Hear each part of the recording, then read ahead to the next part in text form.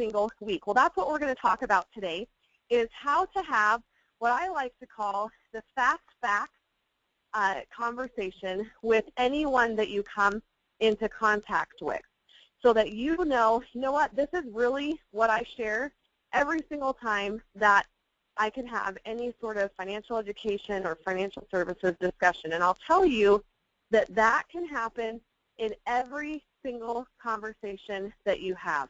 I was talking with a friend this weekend, and she was sharing with me her frustration about their family's financial situation, her frustration about wanting to be able to upgrade some things in her home, but really not having access to the money.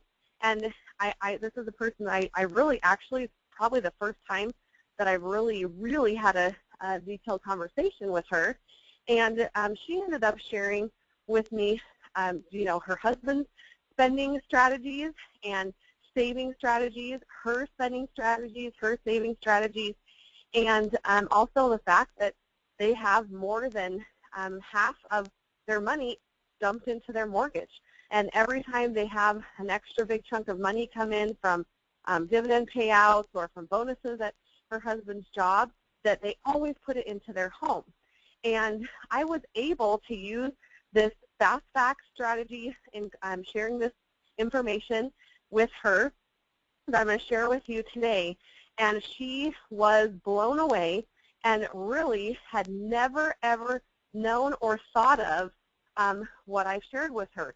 And it's an easy way to get that appointment set up. But before we dive right into that, I do want to make sure every week that you are setting a goal of, number one, how many people that you want to talk to. And that is something that you may think, well, I'll just talk to as many people as I can. But I really want to encourage you to be specific with that number. There is power in the subconscious mind. There is, I don't know what you believe in or how you want to think of it, but there is a universe or a force or a greater power or a God out there that if you ask, you will receive. And I truly, truly not only believe that, but I know that to be true because I've experienced it in my own life. And that applies to not only things of a higher nature or spiritual, but it also applies to your temporal or physical needs in your life. And so I want you to set that number, whether that's 5 a day or 5 a week or 1 a day or whatever that number is. How many conversations do you want to have with people? How many people do you want to share these fast facts with? And as we work with you and coach you, and as you call up myself or especially Lance, who is there to be your mentor in growing your financial services business, again, whether that be you as the main agent or as a referral agent, that you should be talking to Lance for sure at least once or twice a week, letting him know these are the people that I'm going to be talking to. These are the appointments that I want to line up this week. And, of course, you will naturally begin to need to talk to him at least once or twice a week to follow up and see how appointments went and to see where you're at in the process of closing business. So I really want you to set that goal for the number of conversations. Share that with Lance or myself. You're welcome to call me as well.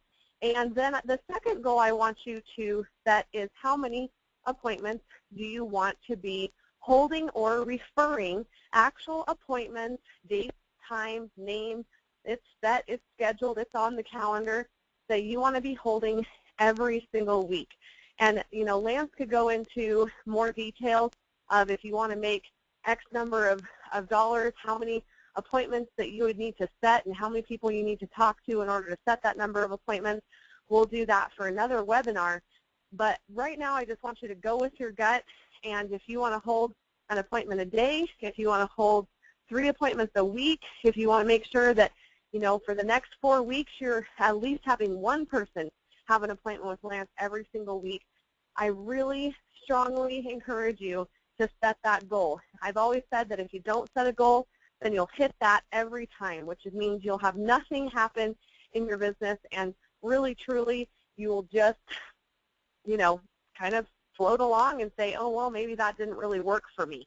You've got to work for your business, plug in, and really open your mouth and share some fast facts with people. And there are conversations that can happen all the way around you every single day with random strangers or with people that you know. And so what I really have found is that if we just know some easy, simple tips to share with people, then, and we can just learn those really, really well and speak them with confidence and enthusiasm, then you'll be able to fill that calendar.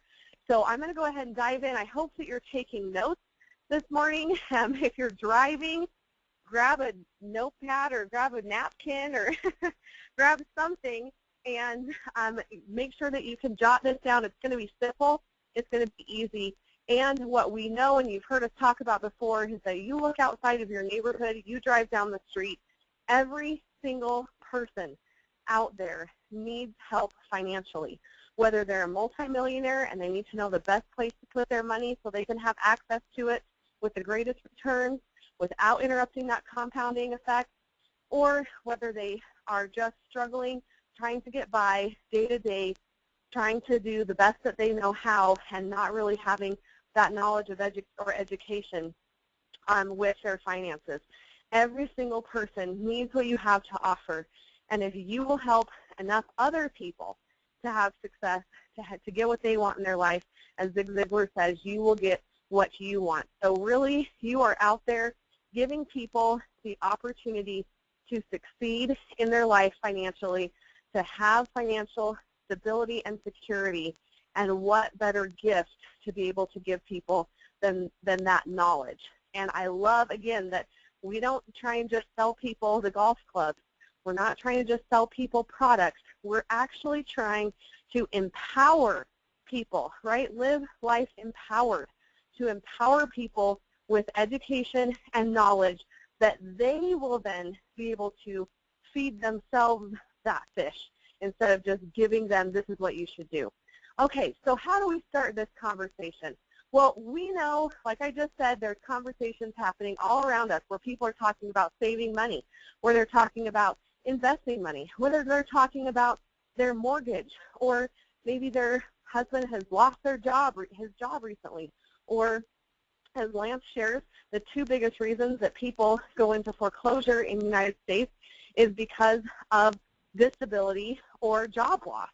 And so there's all these conversations happening all around you. The very first statement, or really question, because in sales, which is what we're in, whether we're selling an idea or selling a product, it's all sales.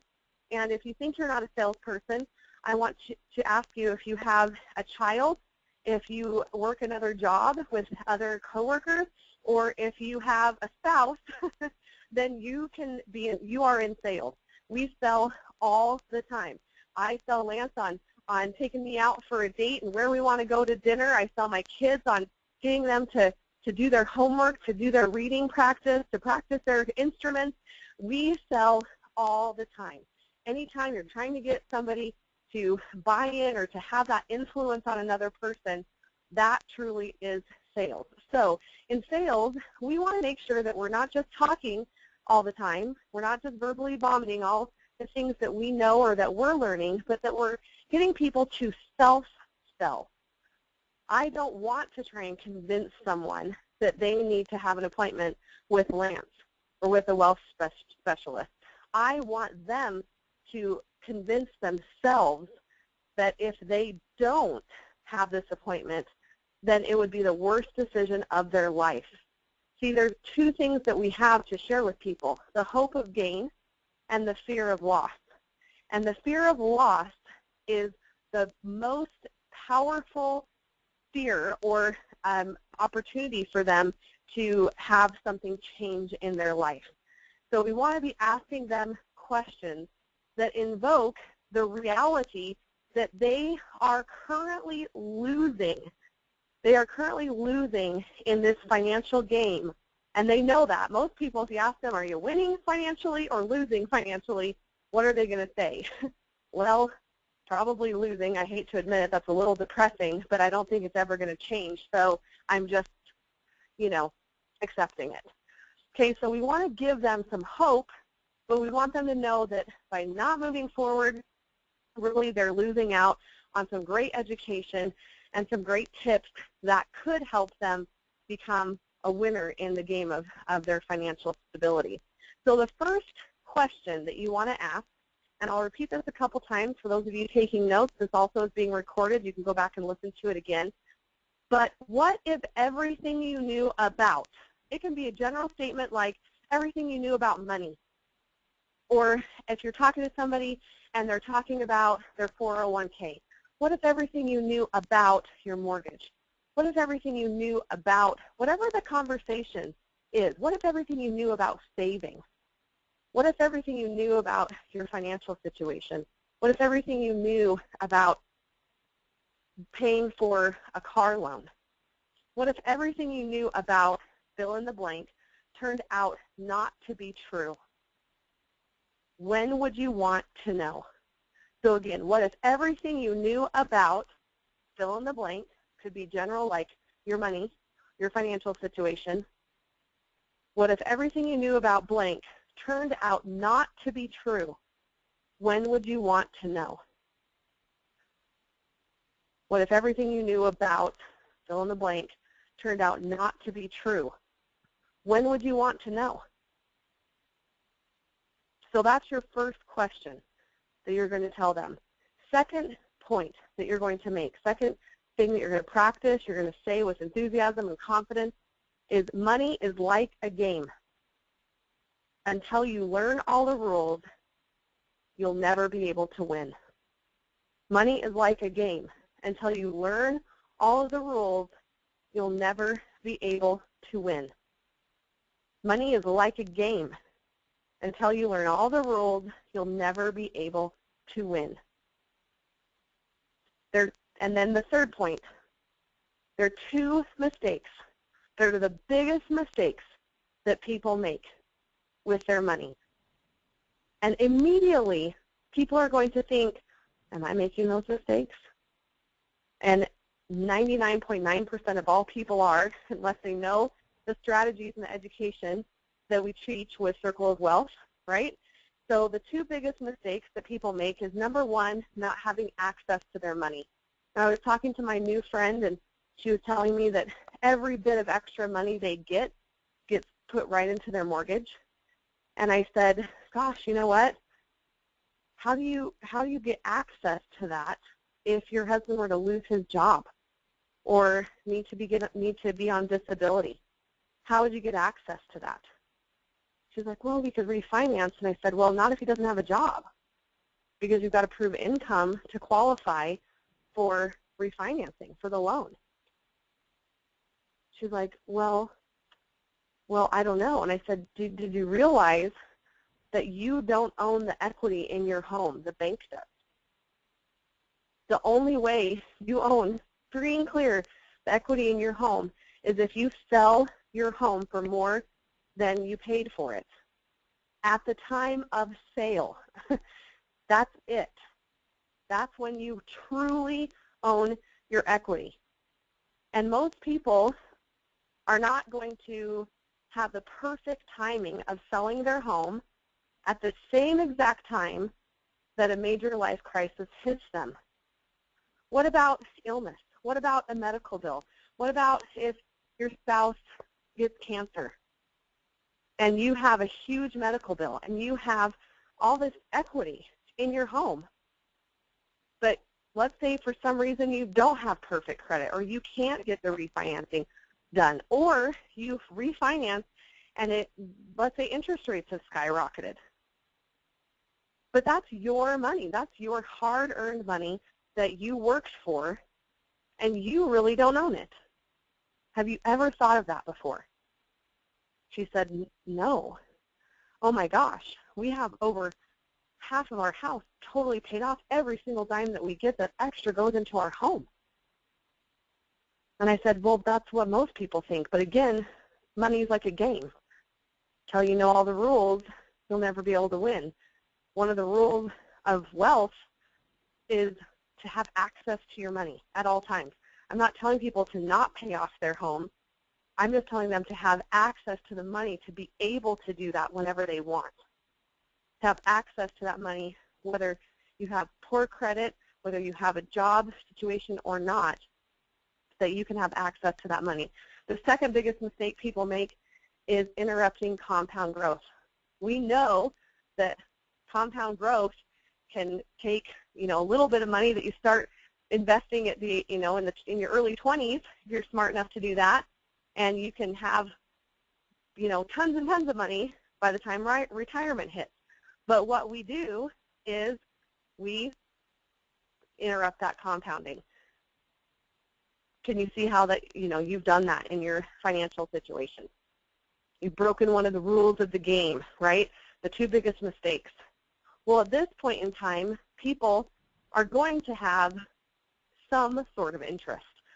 They're going to be thinking, oh my gosh, I'm making those mistakes, or what are all the rules to the game, or I do want my financial situation to be better, or I do want to win, or what is it that I think is true that's not true? And so then you're going to ask them the magic question. And this is a question that it doesn't matter what industry you're in, what service or product you're selling. This is the magic question that I've personally used for almost 20 years when getting appointments with people, scheduling appointments with people, helping them to start new businesses. And you want to practice this over and over and over again. So as you can see, I'm just sharing 4 quick points that you can share with the, furnace repairman. You can share with some of your standing in line at the grocery store. You can share with your family, your friends, your coworkers, anyone that you come in contact with that you have a conversation with. I promise you, money will come up.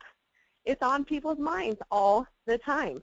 And money is especially on people's minds who don't have a financially stable situation. People who don't have money think about money more than people who do have money think about money. So here's the magic question. So-and-so, whatever their name is there any reason why I couldn't help you get an appointment with Lance Morgan, with one of our wealth specialists, with the person who's been helping me out with this, or fill in that blank. Could I help get you an appointment with whoever that is that you're being a referral agent, or if you're the agent, could I help line you up an appointment with me this week so that you can get started on your financial education?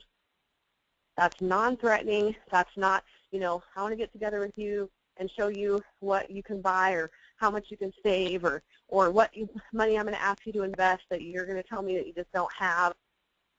But is there any reason why I couldn't help you get an appointment with you, if you're the agent, or with whoever you're referring the business to, so that you can get started on your financial education this week? This week. You got to add that in because, just like the dentist, it's easy to put those appointments off, and then all of a sudden you haven't gone to the dentist in 3 years, and all of a sudden you need a root canal. Well, that's where people are at financially. Many people need that financial root canal, and they put it off and put it off and put it off, and then they have that infection, and oh my gosh, then it's painful. So we don't want them to be in that situation, so you've got to give them a sense of urgency when you're setting that appointment. Is there any reason why I couldn't help you get an appointment with, fill in the blank, so you can get started on your financial education this week? And they might say something like, well, how long is the appointment? And you want to say, you know what, it can be as short as 30 minutes, or you might have a lot of questions. It can be as long as you want. So it's not going to take up a lot of your time, but what is it going to cost you if you don't get this information? If you continue to go on like you're going on fear of loss, what will it cost you? This is a free appointment. There's no obligation. It's purely educational. Is there any reason I couldn't help you get that appointment scheduled this week so that you can start to learn the game? You can start to learn the rules so you can start winning financially for yourself, for your family, and for your future. So Lance, I'm going to turn it over to you next because you're going to cover kind of what they could maybe, if they're like, no, give me a little bit more information. Tell me a little bit more about what you're talking about, or at least a little bit more of a nugget. So this is maybe something that they could share really quickly if they have an extra, 5, 10, 15 minutes with that person to even get them a little bit more excited about meeting with either that person who's the agent or with that agent that they're doing the referring to. So I'm going to turn it over to you now. Excellent.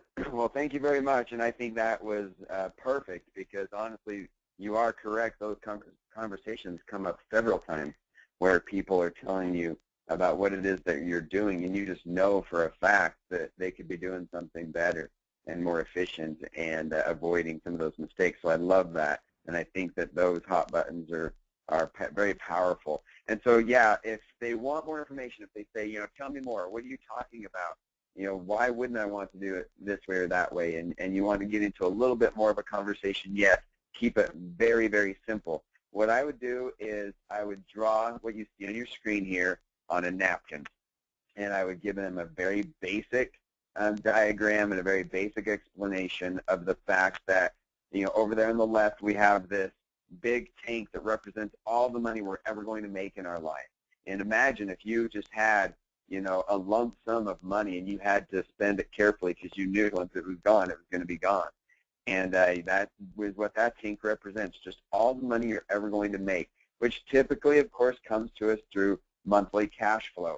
So then, of course, you can explain the monthly cash flow scenario here and just say, all of this money over here, all of this money will come to us through monthly cash flow. And as we earn that money, of course, we have one of the major expenses in our life, which is taxes. So we pay a little bit in taxes. And then, of course, most important of all is we have this regulator, what we call the lifestyle regulator. And that just simply determines how much we're going to spend now on our current lifestyle versus how much we are going to add to our little savings tanks up here for our future lifestyle. So, of course, there are a lot of things that come along that we need money for. There's a lot of things that come along in life that we need money for. We need money for, cars. We need money for, education and vacations and just regular living expenses and entertainment. And then, of course, homes and maybe even rental properties. All these things that we need money for, but we have to regulate how much we spend on our current lifestyle versus how much we put up here into one of these savings tanks. Now, there's two types of savings tanks. There's kind of what we call an investment tank, and as you can see, there's no lid on it, so that means you could lose it. Maybe we invest in a real estate property. Maybe we invest in our 401k at work. Maybe we invest in some stocks, or mutual funds, whatever. Whatever it is that doesn't have a lot of safety to it would represent that tank on the left. And then, of course, we have our money over here on the right, which represents all of the safe money, the money that we have that is safe, that can never be lost because, of course, there's a lid on it. Now, one of the biggest mistakes that people make with their money, like Ariane was just explaining, which you could reiterate when you're giving them this example, is that we don't have access to our money when we need it. So maybe your situation looks like this. Maybe you have a little 401k at work, maybe you have a little equity in your house, but you don't have access to any of your money for all of these things that come up in life. And so when you don't have access to your money, that, of course, is when you go into debt. Or you make mistakes like cashing out 401ks or things like that when you can't actually get access to your money. So in order to avoid one of the biggest mistakes people make with their money, you need to build up your safe tank. You need to have money over here in your safe tank so that you have access to it.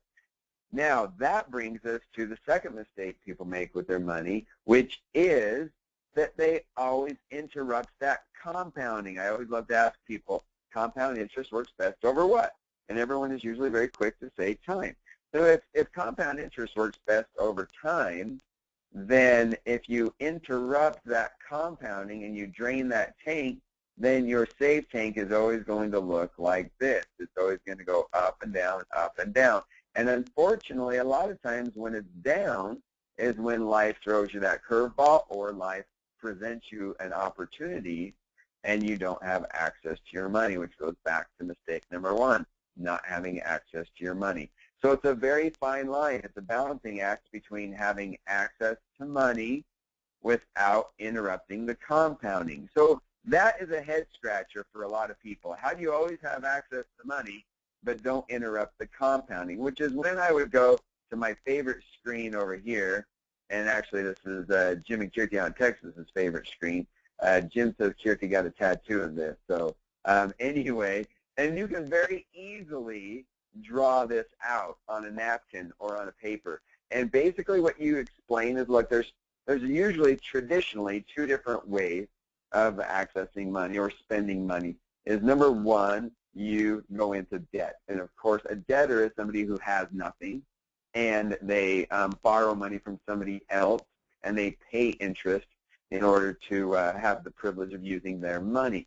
Now, they, of course, don't want to be in debt, so they work their way back to that zero line and try to pay off their debt, which means they get out of debt, but of course they are still back to zero. So the second person, of course, listens to their grandparents and their parents, and they learn to delay gratification, and they learn to save. Now the savers, they don't pay interest, and so if you ask a saver, do you finance your purchases, they say, no, I pay cash for everything. Well, actually, if a saver was earning interest, let's just hypothetically say they were earning 5% interest. Well, if they paid cash, then they basically self-financed that purchase at 5% because they gave up the ability to earn 5%, which means they self-financed it or they paid cash. Either way, at the end of the day, the saver loses interest that they could have been earning had they not spent it, and the debtor pays interest to someone else. But either way, at the end of the day, they're both at zero. Now, the difference between a debtor and a saver and the wealth creators of the world is that a wealth creator creates an increasing pool of capital, meaning they always have their money compounding. And of course, you could go back to your diagram like this and say, look, the wealth creator always has their money growing and never interrupting that compounding. So that tank is always growing. Then what they do is they always use other people's money. There's a reason why all of the books that you'll read about creating wealth always refers to OPM, other people's money. You can go to workshops, you can listen to seminars, read books. Everyone talks about other people's money. Now, here's what I think is very fascinating. What I think is very fascinating is that red line to the average middle class and even upper middle class and definitely the poor. We all call that debt. Everyone calls that debt. And so when you borrow somebody else's money, everyone calls that debt. But yet the wealthy people call it leverage. And so if I were to ask somebody, if you had enough money to pay cash for your house, would you do it? Somebody says, well, yeah, of course. And then I say, well, would Donald Trump pay cash for his real estate investment? They say, well, of course not. He'd probably use somebody else's money. So why is it that we consider a mortgage debt and somebody else, like Donald Trump considers it leverage or using other people's money? Now, that is a very interesting point to point out because the difference is significant. And the thing that I love the most about this diagram that I usually like to draw is the difference between that number and this number down here is a very, very big number. So the difference between maybe having the retirement you've always dreamed of versus barely squeaking by could be the difference of simply applying one simple strategy. Ariane talked about the game of money. Well, this is the technique. This is one of the tricks. This is one of the rules of money that you can teach somebody that can make a very significant impact on their financial future. So I would definitely not only draw this diagram, but I would explain what a big impact this strategy can make on their financial situation, and how this isn't just debt, it is leveraging somebody else's money. And what's powerful about this, and maybe the definition, the difference between debt and leverage is, in this scenario, they had the money, so they could have spent cash. They didn't have to borrow somebody else's money, so they never really technically went below zero. As you can see, their net worth is the green line, so they still have, they have access to the money. They just chose not to use their money. They chose to use somebody else's money because their money was growing at a good rate of return, and somebody else was borrowing their money for cheaper. So heck, if you could go to a credit union and get their money for 3.5%, and your money was growing at 5%, well then why in the world would you want to spend your money? So to Ariane's point earlier when she was talking to her friend that was saying that they were paying off their mortgage as quick as they could, the question would be, how much is that mortgage costing you? That mortgage is only costing you, well, oh, you have a 4% interest rate on your mortgage? Well, if you get a tax deduction on that 4%, it might be more closer to 3%. So if that mortgage is only costing you 3%, do you think you could earn at least 5% on your investment somewhere? And if they say yes, then the simple question is, why would you put all of your money towards the 3% instead of the 5%? And what if you could have access to that 5% at any time? Then now you have access to your money, so you're avoiding the biggest mistake that people have, or that people make with their money, is not having access to it. So why in the world would you not want to put all of your extra money, instead of towards your house that's only costing you 3 or 4, why wouldn't you want to put all of your extra money over here in this safe savings tank? And then anytime, and I'll close with this, anytime you want to have access to that money, you can either borrow money from someone else for all these purchases, okay, or you can, if you can't get a loan from a credit union, because let's say it's just a vacation and you go to the bank and you say, hey, I'd like a loan, a 3.5% loan for a vacation I'd like to go on, they would probably look at you funny. So here's another rule of money, another technique that you can teach them, and that's called collateralization. That is simply where you use your money to secure a loan. When you buy a car, you secure a loan with the car. When you buy a house, you secure the loan with your house. But if you borrow money from another institution and you use your money as collateral, that's the same thing. You are securing that loan.